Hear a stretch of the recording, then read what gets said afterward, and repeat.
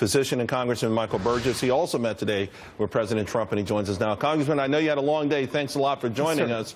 Oh, absolutely. I watched the press conference, and it felt like there was a sense of guarded optimism and also a sense of relief as well. But I wasn't sure if you are on board now, and if so, is it contingent upon the so-called Upton Amendment being part of the final bill? Well, it's contingent upon the total package, and as you know, gosh, it's been a month ago that our committee marked up a bill. Took us 28 hours that night to come to a conclusion. Every Republican member of the Energy and Commerce Committee voted in favor of the Republican bill to repeal Obamacare. It went off to the Budget Committee and got stitched together with the Ways and Means portion that dealt with the tax pieces. And this was the bill that was supposed to come to the floor about a month ago. Now, unfortunately, that all got put on pause. I actually thought that was a mistake at the time. I thought it was a good bill.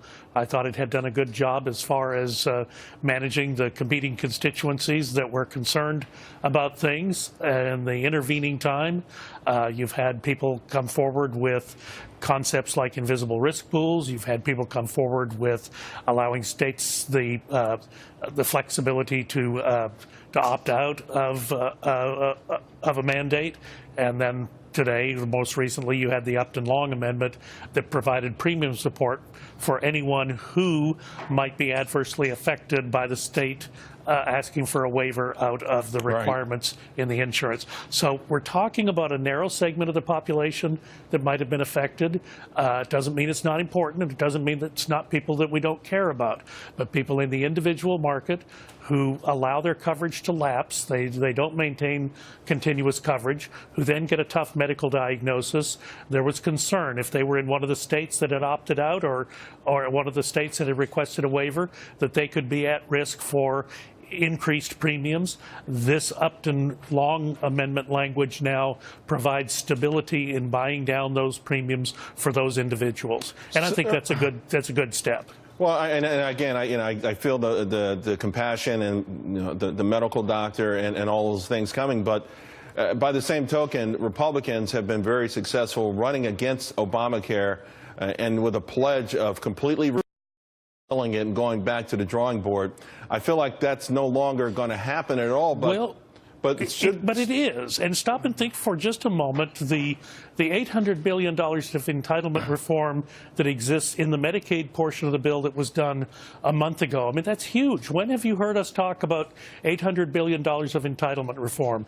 $1 trillion in tax relief that was done by the Ways and Means Committee.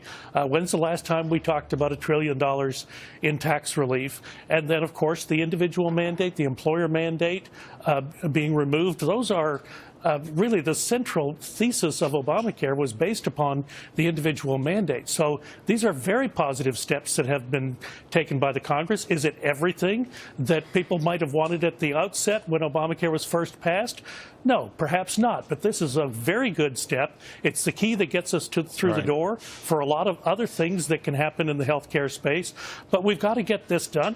We've got to get this over to the Senate. So everyone over in the Senate likes to tell us how much smarter they are than we are. I want them to have an opportunity to demonstrate that. Okay, well, I think we all do. And I certainly will tell you, as an American, I appreciate all the effort that you've put into this. And you're meeting with the president today. And maybe we will cross this hurdle. Congressman Burgess, thank you very much. Thank you. Thanks for having me on. Absolutely.